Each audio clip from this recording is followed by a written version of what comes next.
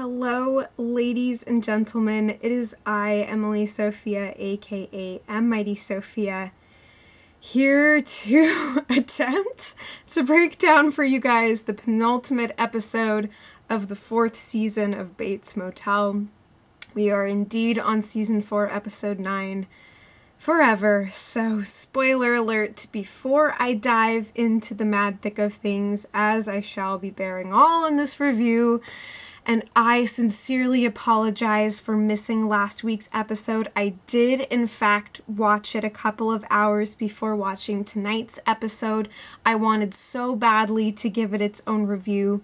I was on vacation last week, and so unfortunately, I was not able to make enough time to really flesh out my thoughts on that absolutely brilliant episode, perhaps one of the best that we have seen in this season and maybe even the overall show.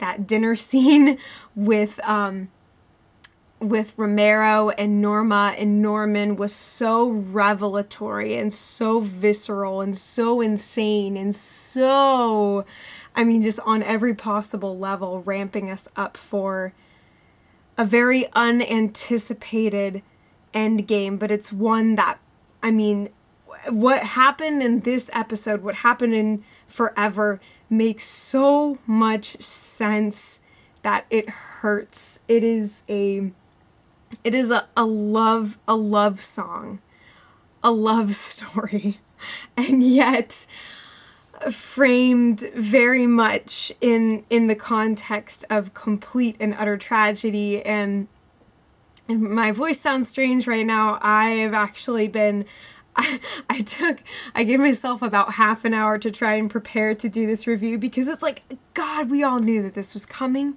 We all knew that it was, but as to how the writers were going to go about it, as to how the moment was going to play out, we had no idea. I had no idea. I didn't want to speculate. I wanted to live in the moment, in the bliss and the power and the fury of Vera Farmiga's transcendent Norma Bates. I wanted to relish every moment in her ridiculous, outlandish, beautiful presence, and I just was not prepared to think forward in any capacity, and tears are happening. It sucks, but this was so good. Full disclosure, I feared early on into the show that whatever fate was going to befall Norma Bates, I feared that there was going to be some final fight where Norman and Norma are neck and neck, tearing each other's throats out.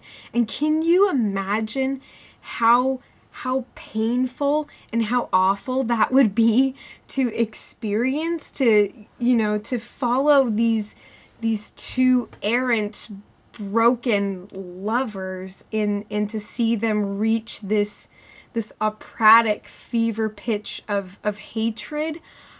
I don't think it would have worked. Honestly, I think that would be far more painful than what anybody is due. And so the fact that Norman gasses out the house and puts the two of them to sleep together in this calm and quixotic lullaby with the refrain of Sandman ringing in the air as we travel through the vents. It is this terrifying experience. I was on the verge of what felt like freaking heart palpitations that entire time, just as we're smoothly gliding from room to room, and there's this dark, eerie blue glow and the shadows being cast on all of the furnishings, and everything looks so distorted but dreamlike. And then we see the two of them in bed together, and it just makes sense, and it hurts so badly. Norma Bates is an astonishing figure. I would die to have a woman like that fighting on my team, just fending off the rest of the world And for as flawed as she is, you know, she ultimately chose her son. I think back to that scene earlier on in the episode where the two of them are in the car, and she says, you know, you will always be my son, and he repeats that, I will always be your son, and that's never going to change. And so when Norman sees the impassable odds that they are facing, when he sees the torture that they have put themselves through and the endless cycle of Norma's pain and misery, and how the only way he feels that he can bandage up this tiny, fragile, breakable little bird, he feels that the only way that he can do anything for his beloved mother is by letting her sleep, is by giving her this new beginning. And he sings her the lullaby. Oh, lordy, lordy. This is real, y'all. Oh my god, it's been a very long time since I have seen an episode of television that has moved me this much. And again, it's like, it's crazy to see how everything has been leading up to this point, you know, even with Norma's tumultuous marriage with Alex Romero, and you know, all the occasions on which we're given a chance to try and be happy for her, then there is this the piece of the way that her life ends. And now, of course, we don't get to see the aftermath once Alex tries to resuscitate her and we see Norman come to. We don't see the aftermath of that. I am gonna say that I do believe that she has breathed her last and that she left in her sleep. And I think that that is just such...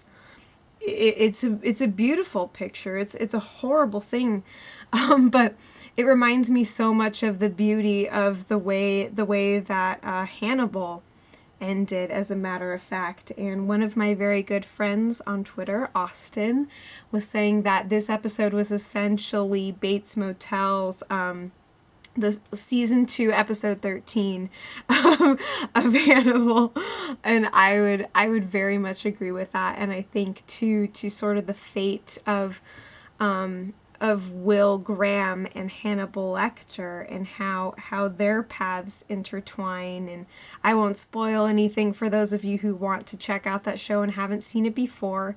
It is hands down the best show that has ever aired on television. I can say that even with my long-standing love of Dexter and yada yada yada. Go watch Hannibal. It's good for you.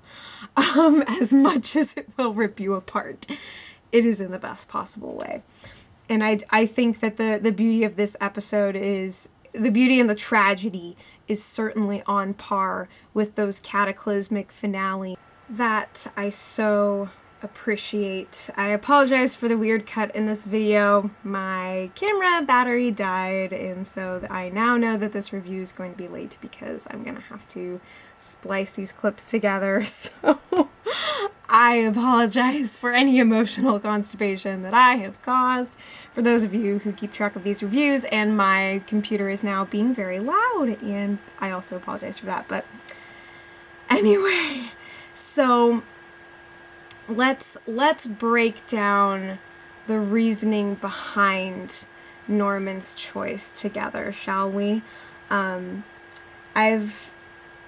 There's kind of two major camps of thought as far as trying to figure out what compelled Norman to make this choice by the end of the episode. One camp of thought is that when Norman, you know, he's looking through the suitcase that belonged to Audrey, Ducote, Emma's mother, and he puts on the robe and thinks of Norma. He believes that he actually has proof that his mother was the one who killed her, and that his mother truly is the killer that he has suspected her to be. Of course, when we think back to the death of Bradley, for example, Mother Norma was there, and so all of the sudden, you know, one could argue that everything comes crashing down in that moment, and that he realizes that the best thing that he can do for Norma is to put her to rest, but he also has to do the very same thing for himself, because he can't live in a world without her. It's like he was saying at the dinner with Norma and Alex. There is nothing that can separate them. Neither life nor death, and so you could even view his decision as a self-sacrifice, that he realizes that he needs to put her down, but he needs to put himself down in turn. However, another camp of thought, sees Norman as realizing that there is something fundamentally wrong with him and broken within him, and that there is absolutely no way to fix it.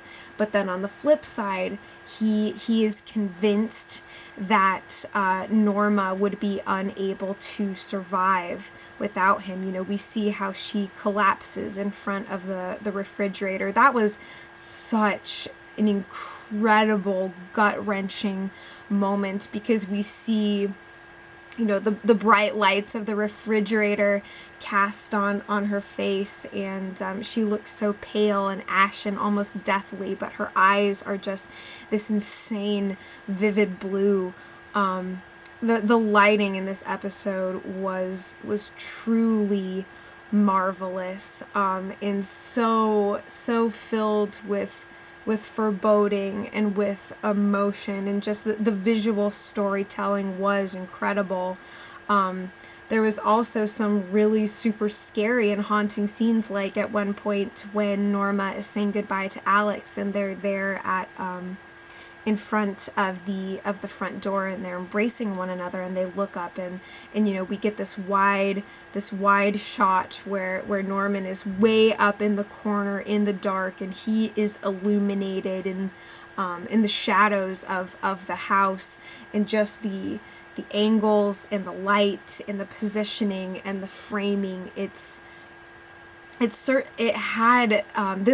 had such fantastic horror film, suspense, thriller qualities, all of which, of course, harken back to the majesty of Psycho, by Alfred Hitchcock.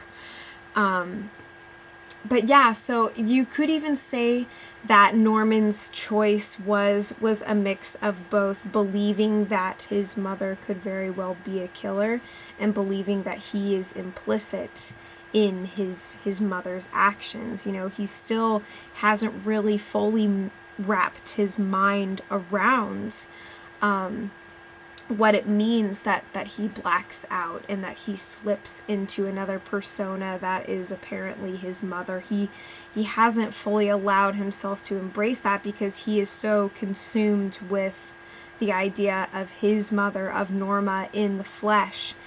He sees her as one, even when he has distrusted her in the past and felt conflicted and felt betrayed. Of course, I also have to speak about, I forget if this was actually in this episode or the week prior, but we even get to see Norman drill the hole through the motel wall as he watches his mother and Alex consummate their marriage, and he is so I do believe that was last week's episode. So but I think of all of these things, but then I think of the moments where Norman is trying to appear calm, is trying to invite Norma to hang the Christmas lights with him. Of course it's freaking Christmas time. I mean, happy freaking holidays to one and all, and to all a good night, because I am going to go perish from sadness. But yeah, I mean, I could freaking talk about Rebecca and the DEA and all this other minor stuff, but everything just completely pales and falls apart in comparison to this last swan song of two of my favorite fictional lovers. of the TV universe. Oh my gosh, my computer is being so loud. I'm so sorry about that. I hope that that's not messing with my audio too much. But I also have to say that I am kind of frustrated with Dylan, who has a way of getting himself involved in Norma's affairs, and he has this kind of peripheral care for his family, but has always felt like an outsider. I mean, an outsider to a couple of other outsiders who are completely enmeshed and enveloped in one another. And so he tries to kind of act on Alex Romero's behalf in order to try to save Norma from herself. It's a last-ditch effort, and he only succeeds at vexing her further and, of course, bringing out the fighter Norma that we've come to know and love so well. But that final embrace that he shares with Norman is so meaningful. It hurts, of course, that he turns his back on Norma, but what that ultimately means is that Norma really cherishes and revels in Norman's final embrace, and it makes that last moment so much sweeter. The fact that she actually gets some semblance of happiness, even if that is orchestrated and conducted solely for the purpose of transporting her to the afterlife, and that sucks, and that's terrible, and that's messed up beyond all belief, it's still something that is astonishingly poetic, that I am such a fan of, and that this is the way that we bid adieu to Norma Bates, I feel is, I mean, I think that it's the best thing that could have possibly been done. It honors the characters, it honors the irrevocable love between Norma and Norman. It shows just how intoxicating and deadly their care for one another is, but things didn't have to go out with a bang. For as much as they fought with one another before Norman went to the treatment center, and for all the separation that they endured in the season, I think that this episode compensates for it in a seriously impactful and game-changing way that is just, it's unforgettable. Words can't begin to describe, and yet here I am trying to make a video describing things with words, but they really can't begin to etch the surface of just how evocative this penultimate episode was. How horrifying, how gripping, how emotional, and oh God, I'm getting myself back into it again, but I thank you guys so much for watching these reviews. I can't wait to review the finale with you, and yes, of course, I will be back for the 5th and final season. I want to know all of your thoughts, all of the things that you noticed, everything that you saw and observed, and you know, what really grabbed you. What did you think of this farewell to Norma? And now, of course, we begin the living nightmare that Norman is about to thrust himself into, thinking that he was ferrying himself and Mother off into the great beyond, that he was, you know, giving them like a Viking funeral, as it were, you know, except that they're floating off to Oahu with the pearly shells, but they love one another more than the shells, and oh gosh, layer upon layer upon layer. This stuff is rich and heady and raw, and I have so many questions, and I am so eager and anxious even for the next season, because this is going to get into true psycho territory. I had a strong feeling that we were going to say goodbye to Norma before the season was out. But of course now we've got a whole episode of setup, an episode in which Alex Romero is probably going to meet his demise, and now so many questions as to how Norman is going to continue on in the world, how he's going to try and come to terms with Norma's death, how he's actually going to preserve her body, like what does he know to be true, how soon is Mother going to show up, things are about to escalate in an enormous way, but I just, I encourage you to light a candle for Norma Bates tonight. And, yeah. I don't know if you're mourning alongside me right now, but if you are, I extend to you all my love and compassion and empathy. I am right there with you. Please do rest in peace, Norma Bates. And in the meantime, I look forward to seeing so much more of Vera Farmiga in her brand new alter ego, the castle of Norman's mind. It's gonna be a riot. I can't fathom a Bates Motel season without her, and luckily that's not going to be the case. We are definitely going to have her along for the ride. Freddie Highmore continues to completely assimilate himself with the iconic character wrought by Anthony Perkins. He has, I believe, written and directed some episodes of the show as well, and his talent just shines through. I am so impressed, so stunned by the quality of the show, and so glad that they get to end things in the way that they want to. So these are my thoughts and ramblings, man. Thank you. Anything huge or cataclysmic that I missed, I failed to address, I would love for you to do so in the comments. I will chat with you there. So you all take care. Please, pretty please. And as always, I will be back before you know it.